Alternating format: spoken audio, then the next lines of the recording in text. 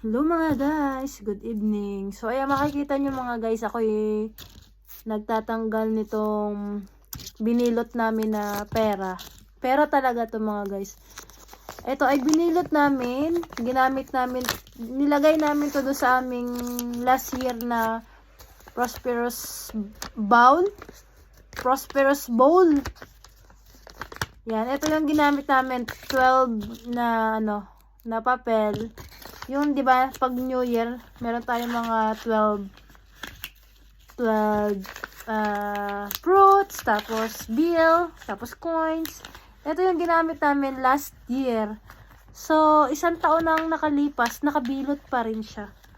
So, ayan, ang hirap ngayong tuwidin. Kasi isang taon siyang nakabilot. Puro isang lapad to, guys.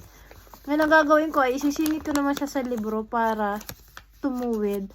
And hindi na namin nakalimutan na namin to ni ate na meron pala kaming nakatagong pera.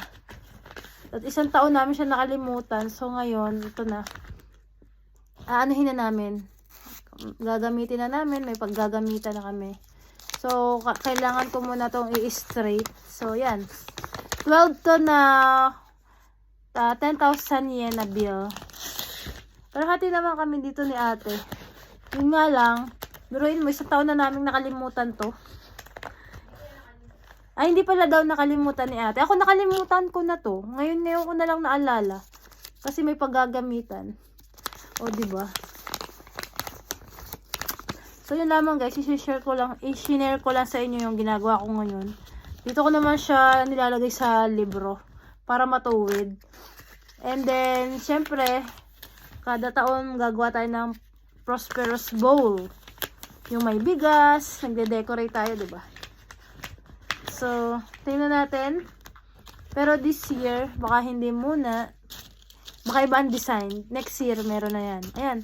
Nagawa ko na ba lahat? Okay na. Na-uncover ko na yung 12 lapad. Grabe.